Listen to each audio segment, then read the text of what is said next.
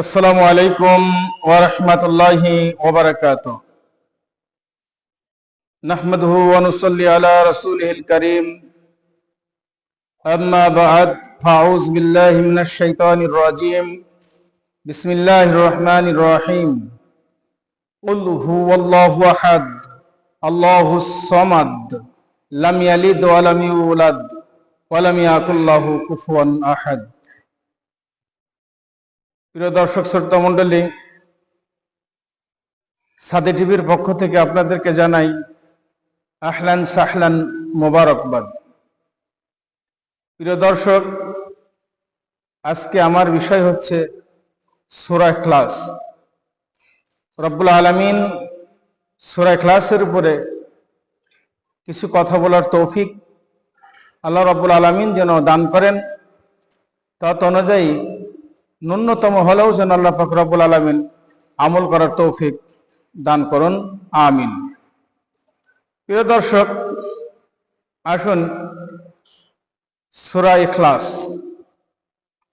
সূরা ইখলাসের নামকরণ সম্পর্কে আমরা একটু জানি।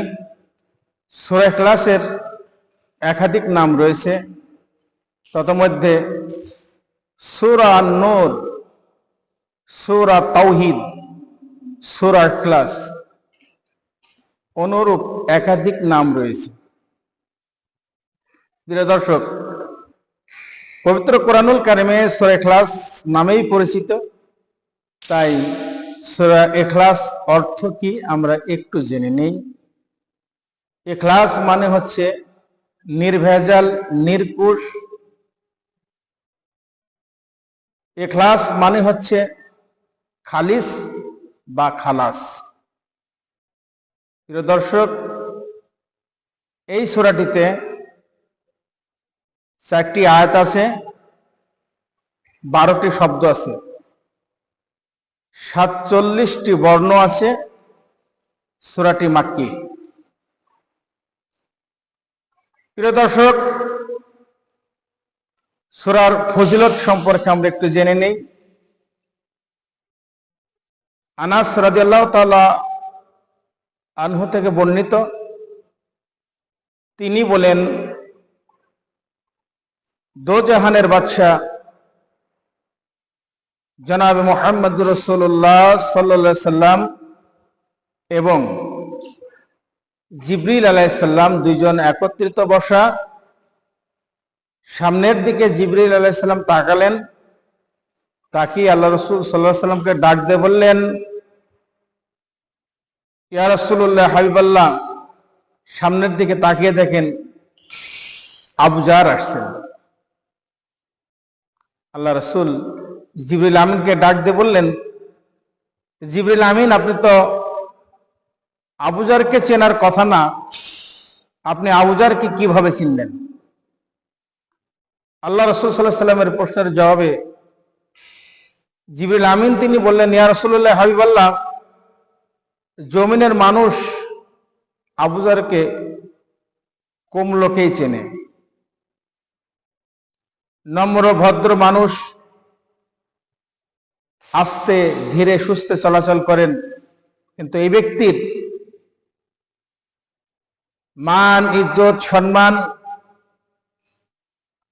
আসমানে অনেক অনেক গুণে বেশি। আল্লাহ রাসূল সাল্লাল্লাহু আলাইহি সাল্লাম জিজ্ঞাসা করলেন কারণ। তিনি কারণ বলতে গিয়ে বললেন, জি ইয়া রাসূলুল্লাহ, হাবিবাল্লাহ, আবু জার সবসময় সূরা ইখলাস পড়তেই থাকে, পাঠ করতেই থাকে, গুনগুন গুনগুন করে সদা সর্বদা সূরা ইখলাস পাঠ করেন। প্রিয় দর্শক, যার ফলে তেনার মান মর্যাদা আসমানে অনেক বেশি। আজ পরিতাপের বিষয়, আফসোসের বিষয় হচ্ছে এইটা, মুসলিম ঘরে জন্ম মুসলমান মায়ের সন্তানেরা গুনগুন করে বিভিন্ন গান, বিভিন্ন কথাবার্তা বলেন, কিন্তু গুনগুন করে কেউ সূরা ইখলাস তেলাওয়াত করে না। প্রিয় দর্শক, এখনো সেই ইখলাস আছে, এখনো কোরআনুল কারিমে সেই সূরা ইখলাস আছে, আসুন আমরা যদি এই সূরা ইখলাসের আমল করি, আল্লাহ পাক রব্বুল আলামিন আর আল্লাহ পাক রব্বুল আলামিন আসমানে সহ গোটা পৃথিবী, গোটা সৃষ্টি জগতে আল্লাহ রব্বুল আলামিন আপনার আমার মান মর্যাদা বৃদ্ধি করে দিবেন। প্রিয় দর্শক, এই সূরাটির ব্যাপারে আল্লাহ রাসূল সাল্লাল্লাহু আলাইহি সাল্লাম বলেছেন, যদি কোনো ব্যক্তি শয়নকালে ডান দিকে কাত হয়ে এই সূরাটি 100 বার যদি তেলাওয়াত করে, আল্লাহ পাক রব্বুল আলামিনের হাবিব জনাব মুহাম্মদ রাসূলুল্লাহ সাল্লাল্লাহু আলাইহি সাল্লাম বলেছেন, তিনি আল্লাহর ডান পাঁজর দিয়ে ওই ব্যক্তি জান্নাতে প্রবেশ করবে। জোরে সোরে পড়ছি সুবহানাল্লাহ বিহামদিহি সুবহানাল্লাহিল আযীম। প্রিয় দর্শক, এই সূরাটি যদি কেউ একবার তেলাওয়াত করে, 10 বার কোরআন তেলাওয়াত, 10 পারা কোরআন তেলাওয়াত করার সওয়াব আল্লাহ পাক রব্বুল আলামিন ওই বান্দার আমলনামায় লিপিবদ্ধ করে দেন। যদি 2 বার তেলাওয়াত করেন, 20 পারা কোরআন পড়লে যে সওয়াব হয়, আল্লাহ রাব্বুল আলামিন সেই সওয়াব ওই বান্দার আমলনামায় লিপিবদ্ধ করেন। যদি কেউ 3 বার তেলাওয়াত করেন, আল্লাহ পাক রব্বুল আলামিন পূর্ণাঙ্গ একটি কোরআন খতম করলে যে সওয়াব হয়, বান্দার আমলনামায় আল্লাহ পাক রব্বুল আলামিন সেই পরিমাণ সওয়াব লিপিবদ্ধ করে দেন।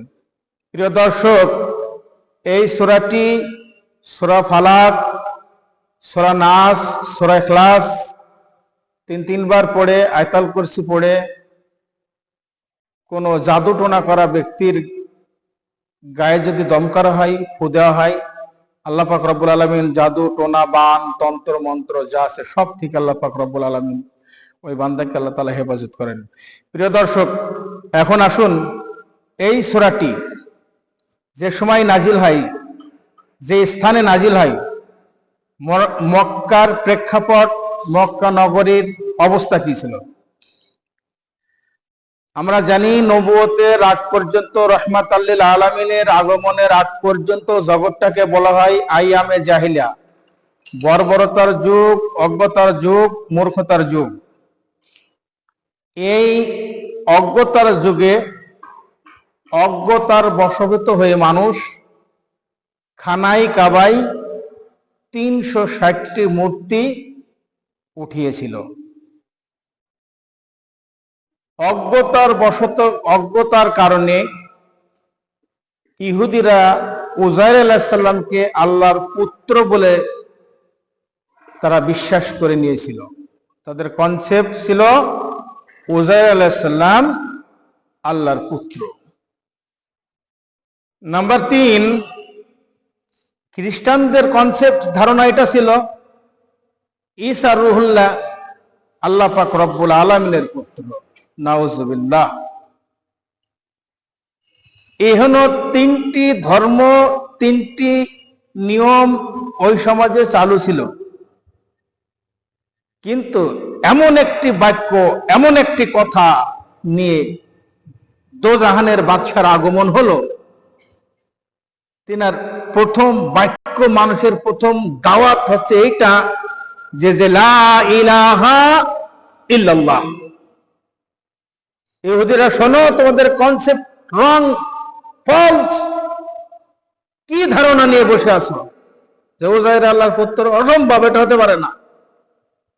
খ্রিস্টানদের ধারণা ঈসা রুহুল্লাহ এটা আল্লাহর পুত্র।